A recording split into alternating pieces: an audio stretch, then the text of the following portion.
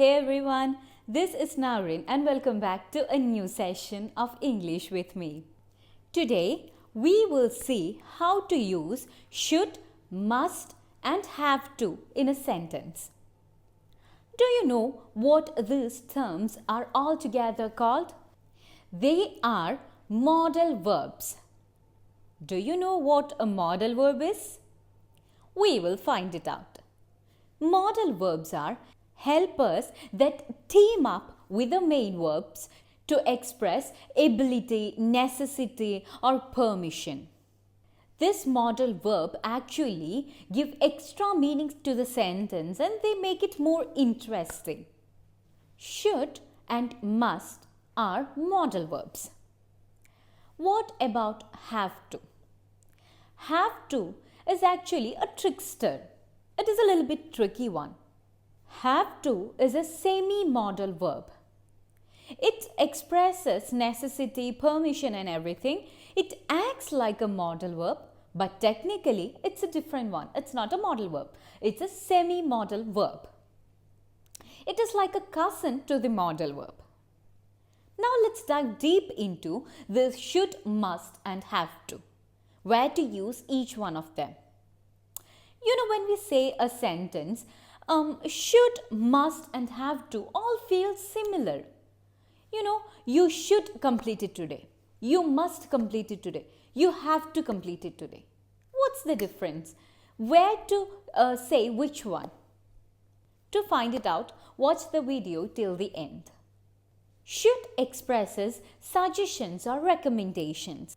It implies a right thing or good idea. It's not actually a strict requirement. It's like giving suggestion. You can do it if you want. It's like telling them there is this good option than that. It's like giving an option. It's like telling this is a good idea to do. I'll give you an example. You should call your friend. It's her birthday today. What does my sentence sound? It's a suggestion I'm giving you. You can do it if you want, but that is a good suggestion from my side. You should call her. It's her birthday. You should call and give her a wish. So, it is a suggestion and you can take it or you can leave it. That's your call, but I'm giving you a suggestion. Should. It is not a strict requirement. It's according to your wish. You should try the new restaurant. You should try it. It's nice. You should go and try it. I'm not pushing you. If you want, you can try the new restaurant. That's your call. So should give suggestions or recommendations, but they are not strict.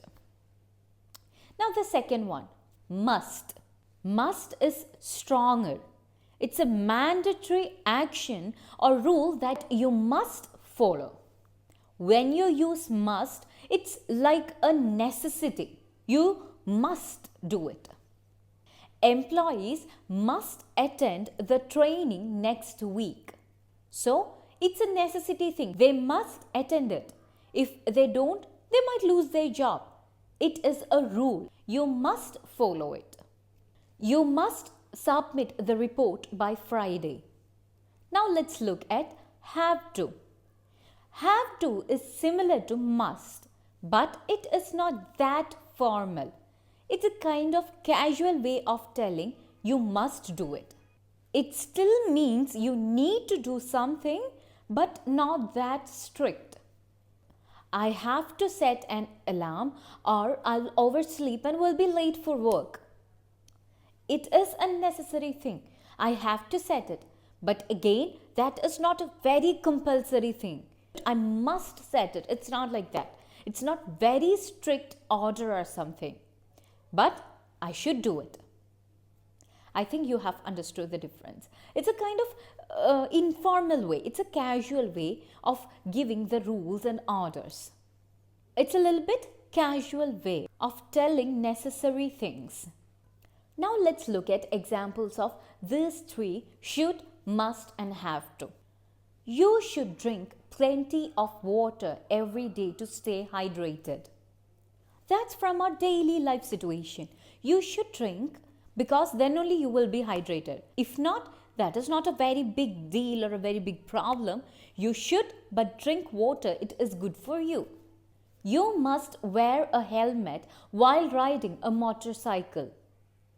It is a necessity. If you don't wear a helmet, it is kind of danger, right? So for your safety, you must wear a helmet while riding a motorcycle. I have to pick up groceries after the work because we are running out of essentials. I have to pick up the groceries. If not, we won't have anything to eat. So there is a necessity, but if I don't pick up, it affects me. So there is a kind of necessity, but it is kind of casual or informal. So guys, this is all about the modal verbs should and must and the semi-modal verb have to. I hope you all understood how to use these three in your sentences. This is all for today, guys. I'll be back with a new video soon. Thank you for being a part of this journey. Bye.